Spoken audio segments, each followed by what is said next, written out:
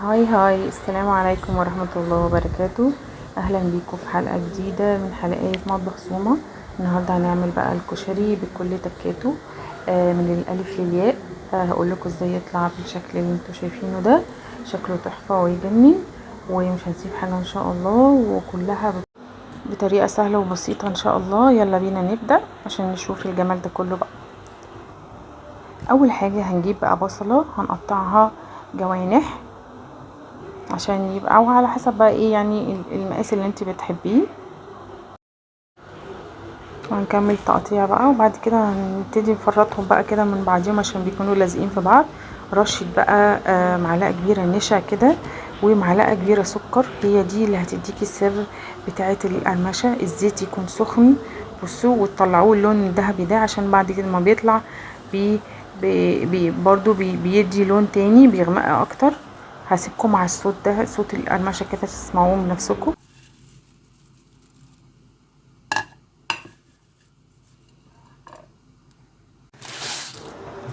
تاني حاجة بقى هننزل بقى بالمكرونة هنسلقها، وكمان العدس نسلقه، مفيهوش اي حاجة دول. بعد كده الزيت بقى اللي احنا حمرنا فيه البصل ده، الكمية دي هناخدها ونحطها على جنب ونبدأ نعمل بيها حاجة حاجة. هنعمل بقى دلوقتي الصلصة. قطعت بصل صغير كده ومعلقة كبيرة من الثوم، وهشوحهم الاتنين في الزيت اللي احنا حمرنا فيه البصل الاولاني ده. هنستخدمه في كل حاجة، هو ده اللي هيدي الطعم زي بتاع الشارع بالظبط. طعم الكشري بقى اللي احنا زي اللي احنا بنجيبه من بره. بعد ما يتحمروا ونشم ريحتهم مع بعض كده، هنبتدي ننزل بقى بالصلصة. عصير الطماطم اللي احنا ضربناه هننزل بيه، وبعد كده هنحط توابلنا، ملح وفلفل، وهنحط كمان سكر عشان يعادل الحموضة، وكمون كمان، وخل. هحط مع برضو معلقتين خل كبار كده، وهنقلب بقى ونسيبها تستوي مع نفسها. وكده يبقى صلصة الكشري خلصت.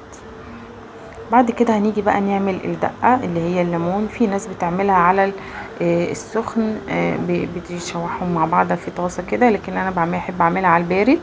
بجيب معلقة توم كبيرة، وبحط بحط ليمون، عصير ليمون، وبحط كمون، وبحط فلفل، وبحط كمان خل، حبة خل حلوين كده، وبحط بقى ازود بعد كده مية. بس كده الدقة خلصت معانا، احلى دقة هتاكلوها. من غيرها الصراحة الكشري مش بيبقى ليه طعم. اهي كده تكون جهزت معانا. بعد كده هنيجي بقى نعمل الرز. الزيت برضو اللي احنا حمرنا فيه هنحمر فيه الشعرية، وهننزل بالرز، وهننزل بمية العدس. نسيت اقول لكم مية العدس اللي احنا بنصفيه منها ده، ما مش بنرميها، بنحطها على الرز. هي دي اللي بتدينا اللون الطبيعي بتاع الكشري ده. بعد ما الرز يتشرب قبل ما توطي عليه، بزود بقى حبة من العدس وبقلبهم مع بعض، وبعد كده اسيبهم بقى على نار هادية. وبكده يكون الكشري معانا خلص. سلقت الحمص برضو، بس الحمص مش محتاج حاجة، بيتسلق في مية وبس. وكمان حمرت بقى عيش اللي هو المحمص ده. ويا رب تكون الحلقة عجبتكم، وهستناكم في حلقة جديدة، والسلام عليكم ورحمة الله وبركاته. حلو.